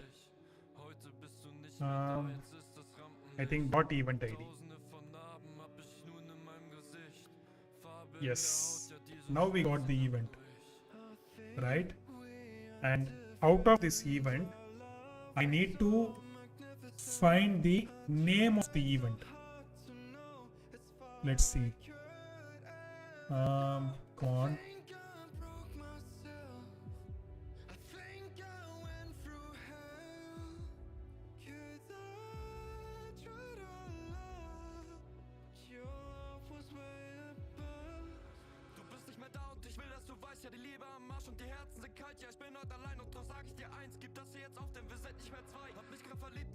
Alright, I'll just remove this system. Now if I check dot system,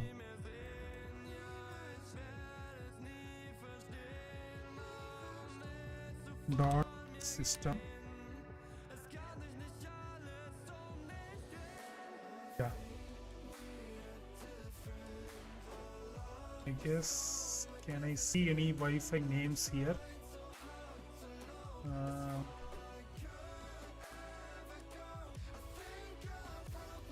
Event select dot system dot event ID dot system dot event ID. How about this? Yeah, here is the event data name. So this is what I wanted. So this is what stores the name of Wi-Fi, right? So I need to read this. Now what can I do?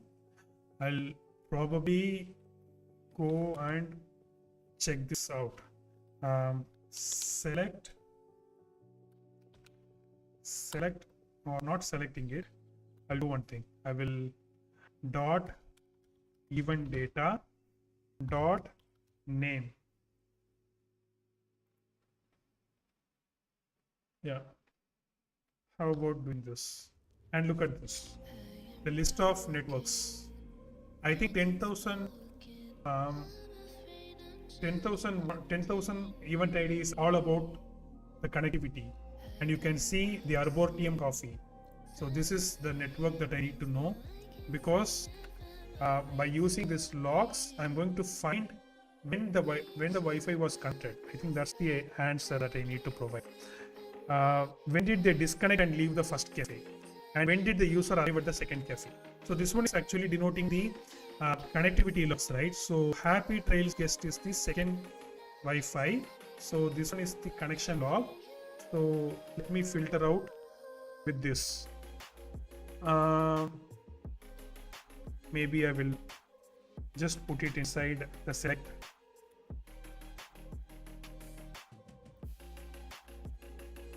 Select string, and now you can see the timing.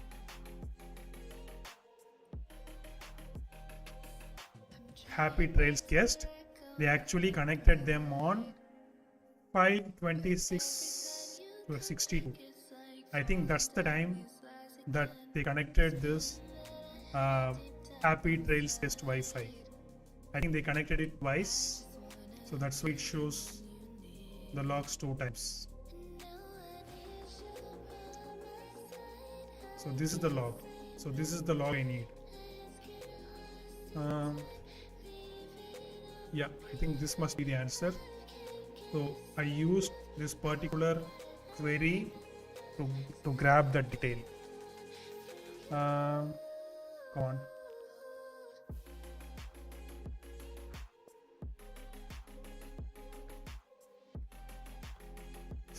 Oh, sorry. Control B. All right. Now, what should be the answer? The answer is this one. 19/5/26.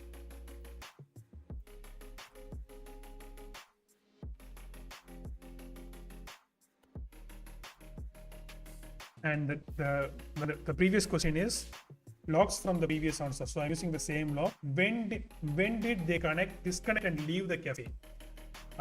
So I need to do one more thing. I can simply keep this, just change the event ID to 10,001. Now it's going to give me the list of Wi-Fi that got disconnected. And Arboretum Coffee is the Wi-Fi ID. So let's see this.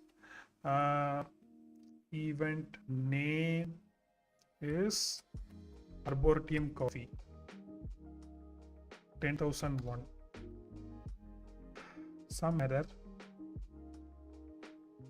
It triggers an error. Don't know why.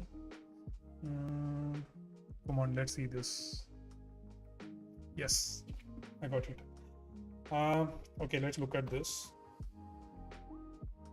They actually disconnected Arboretum Cafe around 29th of May 9:49. I also could see the names with Arboretum Coffee too, right? So let me check those timelines as well, because that is also denotes the same coffee. This timing is okay. There are two timings here. So this is one time. I note it down, and the next time is this one. Yes. And now I think the timing is this particular thing, 6:55:45. I think this is the timing. This is when they disconnected and they left the cafe. And on 30th, around 7 o'clock, 7:05 evening, they actually connected in the second cafe. They exited around 6:55 in the first cafe, and they resumed the connection in the second cafe around 7:05. I think that is what the answer. Let me highlight this and I go and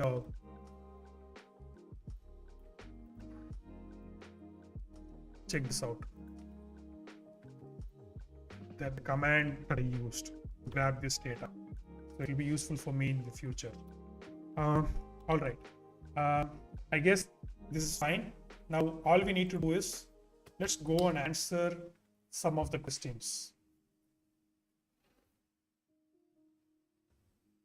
Okay, I need to log in, so I'll switch the screen for a while. Yeah. I'm logging in the platform, so that's why I'm taking time.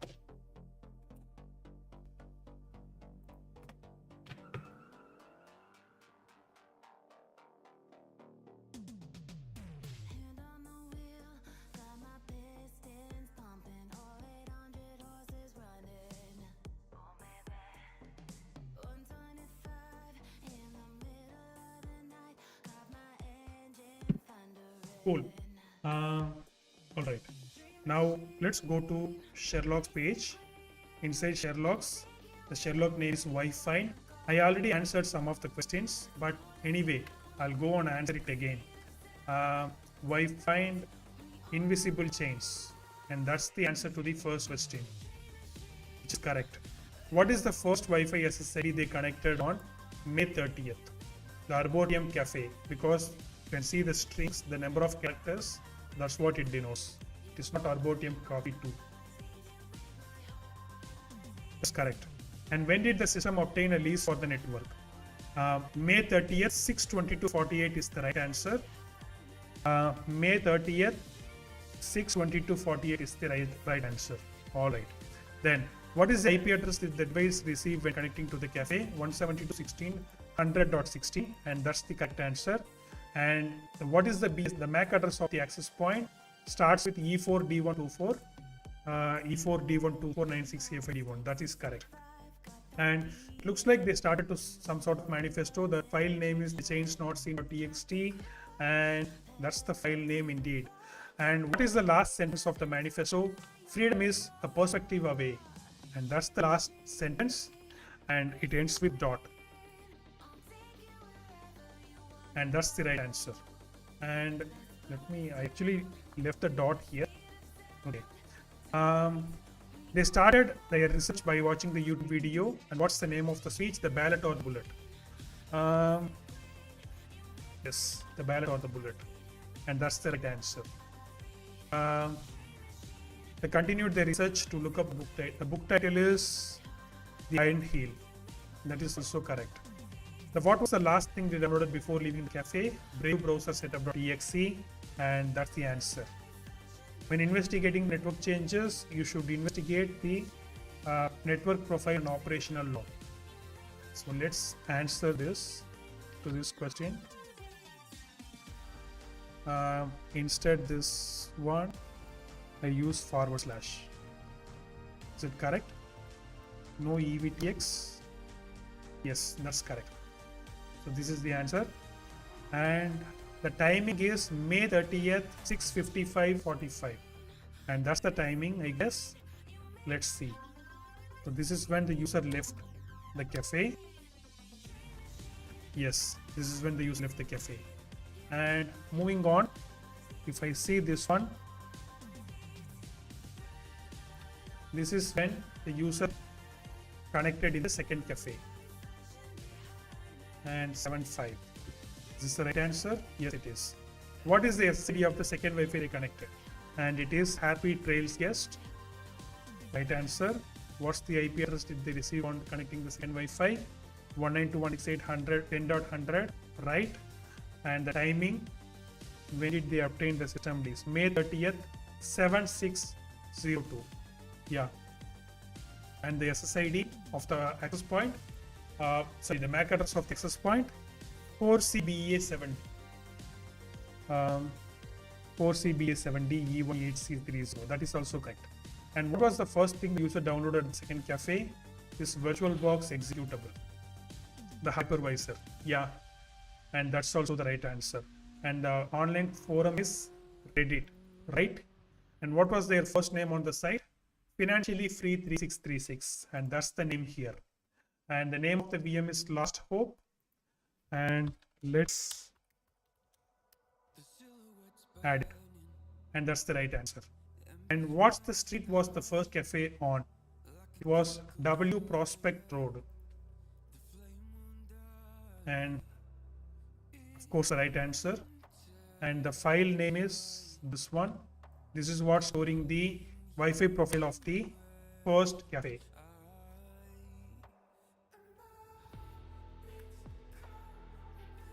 And what authentication method was used to connect to the first cafe's Wi-Fi? WPA2PSK. It's the authentication scheme. And with this, we are successfully accomplished the Sherlock Wi-Fi. All right, I think this is good for the recording.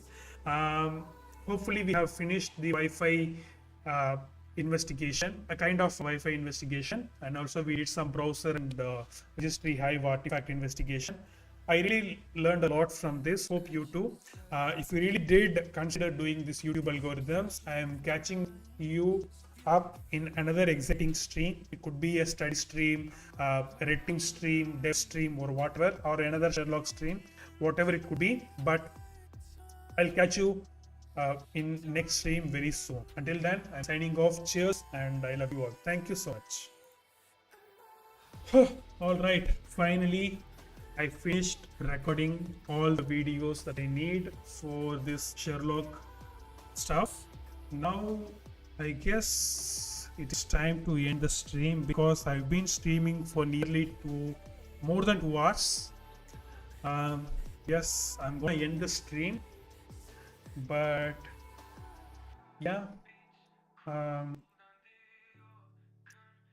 I'm seeing no one join the stream. Maybe they will be joining when I'm doing further streams. This particular Sherlock, I actually prepared that. But when I'm doing any activity, any CTFs without the preparation, I'll be struggling a lot. This particular Sherlock, I have finished it maybe in 3 to 4 parts, but when I'm doing it without preparation, I'll be taking more parts to finish each stuff, right? So that's it. That is it. I'm gonna stop this stream. I'll catch you next time with another exciting one. Until then, I'm signing off. Cheers, and I love you.